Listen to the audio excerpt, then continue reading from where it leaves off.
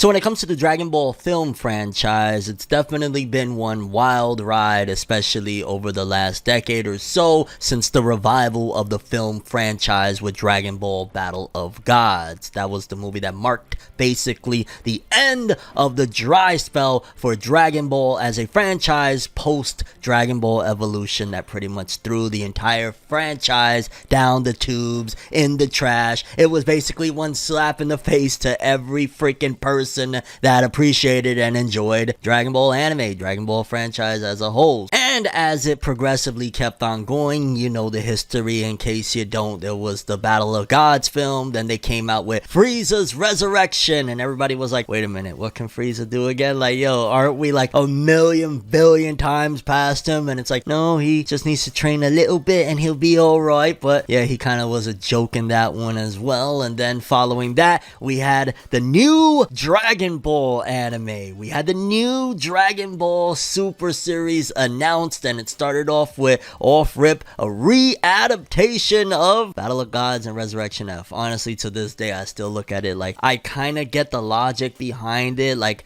let's have a TV anime adaptation so that it flows straight through. But legitimately, you could have just packaged the movies as like, hey, there you go. You start with the movies and you jump into episode 1 with the Universe 6 stuff. Because in Universe 6, the Goku Black arc and the Tournament of Power were the three big things that kind of kept the story going moving forward. And then of course we got the Broly film, Dragon Ball Super Broly, and that was absolutely massive. And we seen the franchise steadily increase in profit, especially with Western releases and globally. It was like, yo dog, Battle of Gods was just the beginnings of the return. Then Frieza took it to a next level, then Broly, and then we fast forward on over to the modern day because we got the announcement, yo dog, yeah, remember we told y'all we were working on some more Dragon Ball anime related stuff? Well, we got a movie. It's called Dragon Ball Super Superhero, and everyone simultaneously said, yo, that's a terrible name, Dragon Ball Super Superhero, like nani sore, yeah, sore wa desu ka, what? And to this day I still kind of be like, okay, they could have just called it Dragon Ball Superhero. And then also on top of that, it's even more confusing because they have the Dragon Ball Heroes anime that is a complete fan service fest. So again, I still am like, huh? And also the big thing about the film, of course, was the fact that it was 3D-CGI. Nani? And the big thing about that film was that it was going to be the first ever Dragon Ball film in full-on 3D-CGI animation, and a lot of people were very apprehensive, including myself. I went campaigning like, no 3D, no 3D, because we grew up on 2D animation, and of course when it comes to, Dragon Ball, it's been historically two-dimensional. So when they introduced the 3D polygon shapes and the first trailer, that was not a good representation at all. I think the first teaser was like Goku just hopping around in 3D, and then like they showed the first couple of teasers, and the marketing was all over the place. Eventually they settled on,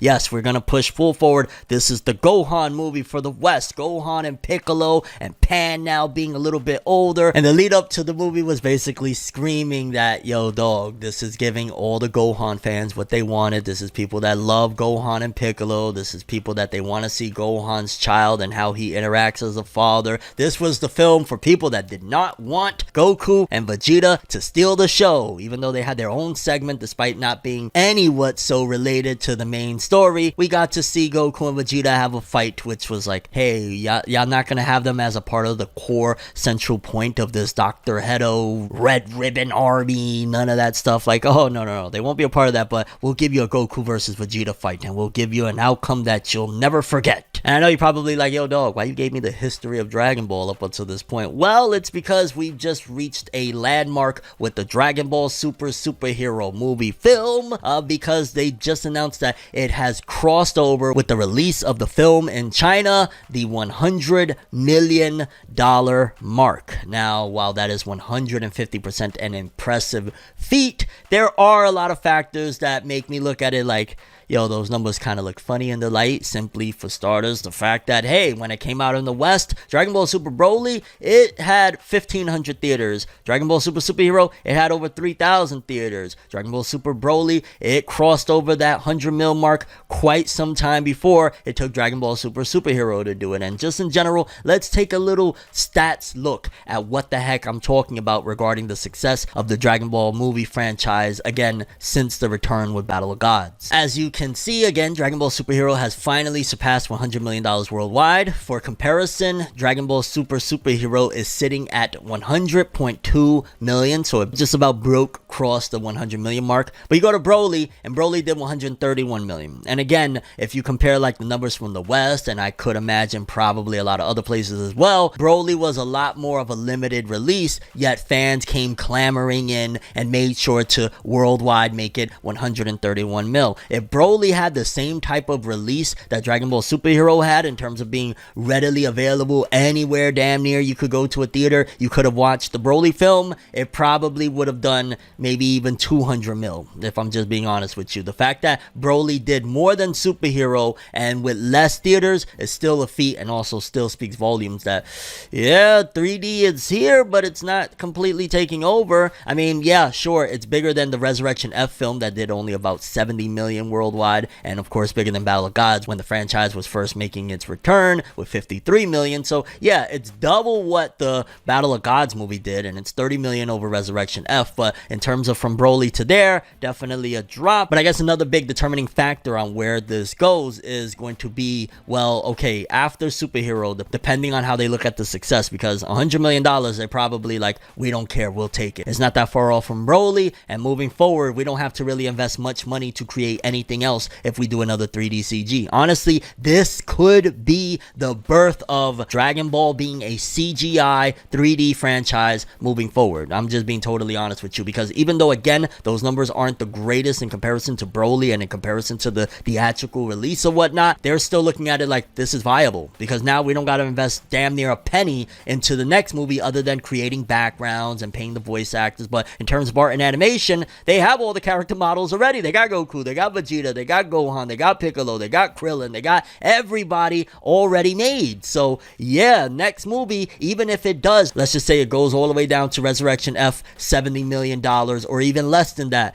they probably are only putting in very minimal dollars into making the thing anyways. So it's probably going to be a lot more profitable than starting from scratch with 2D. And it sucks, but honestly, I feel like this right here is 100% saying that Dragon Ball moving forward will be inevitably a 3D franchise. There's too much money in going in that direction, because again, they don't have to do much. Like the Goku model that they already made, all they got to do is like, okay, well, show him in his other form. So, you know, just make his hair a little different or whatnot. But in terms of the movements, in terms of all of that stuff that is needed for animation when it comes to 3D, it's already there. So I could totally see Dragon Ball becoming a full-on 3D CGI franchise as we continue, because those numbers, regardless if it's less than Broly, are still $100 million, and the next project doesn't need to even probably take a fifth of the budget that it took to create that movie to keep on going. So 3 movies from now, what are they even investing in creating at that point other than updated forms and, oh, the new villain, we just gotta make him, you know what I'm saying? So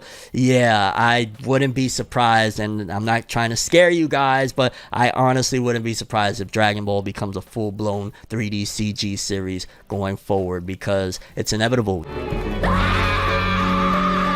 Even Toriyama's team is continuing on with this whole aesthetic, going with the Sandland anime that was just announced at Jump Festa as well. Expect 3D CG to be integral to Dragon Ball moving forward, but hey, I could be wrong. You never know. They could be like, yo, but we missed that 2D, dog, and we know y'all love that 2D. We going back to that. But if you see Moro, if you see Granola in 3D, you know Fornev told you it was probably gonna happen. But I'm honestly very curious, and I really need to know what you guys think about this whole situation. First of all, do you legitimately definitely see Dragon Ball becoming a full-blown 3D CG anime moving forward, considering the success with, the movie surpassing $100 million in revenue worldwide? Or do you think because it was a step down from Broly, they're going to look at it from a different perspective? Again, if they don't really got to spend much to make things moving forward, they're going to go with that option. By the time, you're 4 or 5 movies in, again, you're only making new characters and slight new backgrounds. You're not really doing much because every other cast member is already created. Everything is there for them. So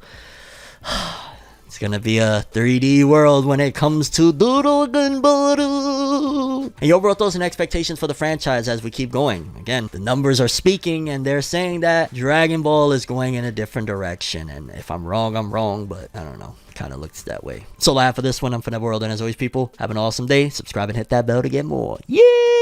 Lights be flashing and looking at me, such a odd, unique, yet I'm so unique, and you're looking at me. If the walls could talk, they would probably repeat, and I'd probably say, bitch, get the fuck off me.